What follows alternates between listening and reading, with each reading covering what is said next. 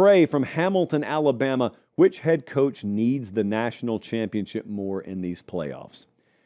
I don't think a single coach needs to win the national championship to validate themselves. I think if a couple of them won it, it would transform their perception. But I got some who need to win some games. How about that, Trey? The first thing that I would say is Curt Cignetti doesn't need to win anything. Curt Cignetti has become a legend. What he's done at Indiana already is one of the great stories in the history of college football. But imagine if he did win the national title, and he very well may. If Curt Cignetti and Indiana won the national title, I'm going to say it may be the greatest story in the history of college football. Certainly one of the most unbelievable stories, if not the most unbelievable story in the history of college football. The only reason I hesitate is because you always hesitate when you talk about the entire history of a sport and you're worried that you're being prisoner of the moment. I actually think the opposite is true. I don't think people are making a big enough deal about what Sig is doing at Indiana. I really don't. I know that people talk about it. This is like historic, all-time history of the sport stuff that's unfolding in Bloomington, Indiana. And I don't know that we could do it enough justice, like talking about it enough. But that's before the playoff has started. What if they win the whole thing? I have, we talked about this for like 30 minutes today. I have a thought that if Indiana wins the national championship, it would be a phenomenal story. If Indiana wins the national championship, it would be phenomenal for Indiana. There's this weird, twisted way where it could actually be bad for the sport overall. Not in a sense that Indiana being good is bad for college football or anything like that.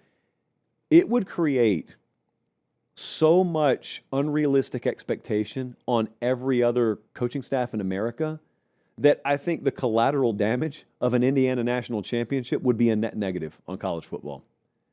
And I know that's going to get twisted, but if you really think that through, I think most of you can see what I'm saying is accurate. The attention span and the patience windows would evaporate. And if that guy just won a national championship in his second year at Indiana, there will never be an excuse for John Summerall not to immediately do it at Florida, for Lane Kiffin not to immediately do it. Kalen DeBoer, you should have already done it at Alabama. Kirby, it's been 2 or 3 years. What's wrong with you? Like that would be like a persistent attitude across the country.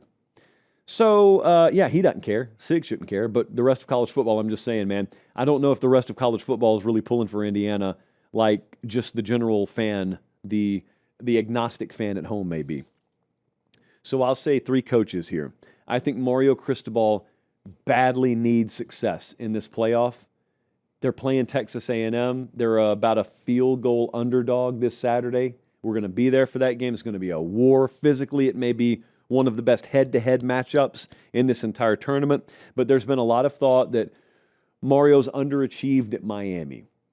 There's been a lot of thought that, well, he's assembled a lot of talent, but man, they really haven't gotten the job done. Now, they've ascended every year, record-wise. They've gone 5 wins, 7 wins, 10 wins, 10 wins again, and now a playoff berth this year.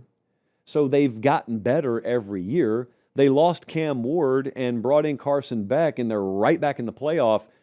But if he added a playoff win, much less multiple playoff wins, then I really think people start to talk about him a little bit differently.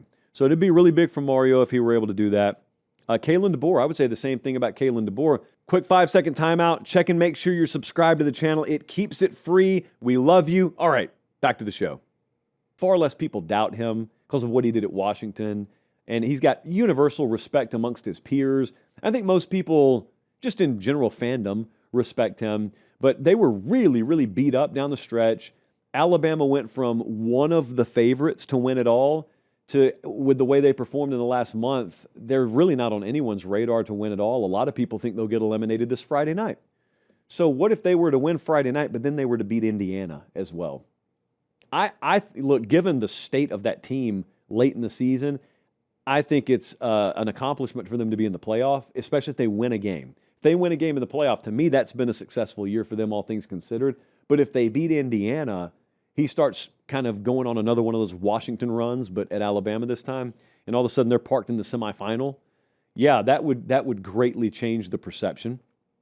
And Dan Lanning, I probably should have put Lanning second. because DeBoer's beaten Lanning head-to-head several times. So Lanning, there's still a little bit of question about him in these big games. Cignetti and Indiana went in there and housed them earlier this year. And Lanning got in this tournament last year as the 1 seed, won the Big Ten, had the first round bye and everything, and they just got smoked. But that's because they had the unenviable task, as it turns out, of playing Ohio State. So if they get in this thing, and I absolutely love their placement in the bracket, they are going to beat JMU handedly Saturday, and then they're going to go play Texas Tech. And if they win that game, I mean, they're in the semifinal. And they, I'm just telling you, they should win both of those games. I mean, I think Oregon, very, very many scenarios are in the semifinal of this thing more times than not, and that would be against Indiana or someone who upset Indiana. And either way, like if they are to get there, if they are to get to that semifinal, they're probably either facing Cignetti again with a chance to avenge that early season loss, or maybe they're facing DeBoer. Maybe he gets another shot at DeBoer. I think if Alabama makes it to the second round, they got a better shot of beating Indiana than Oklahoma does.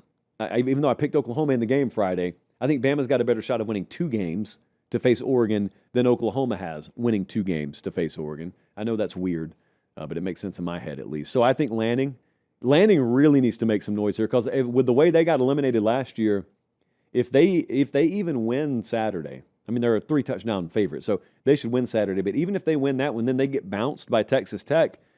People are going to look at that as a failure. I'm just telling you, that's the expectation level there. That's the talent level there. A lot of talk about them getting healthy at the right time. I buy into that. That's why I have them going way deeper than just the Texas Tech game. But yeah, I think Mario needs it. I think Lanning needs it. I think it would be nice for DeBoer to have. I don't think Cignetti needs anything. But if he does get something here, if he does get to the national title, and especially if he wins it, I think the collateral damage that does on the impact it has on other coaches would be a disaster for other coaches.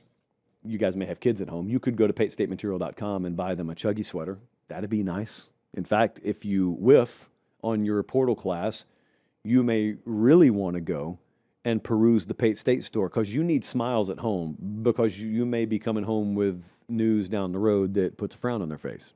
It got dark and morbid really quick. Look, PateStateMaterial.com, we got a wide variety over there.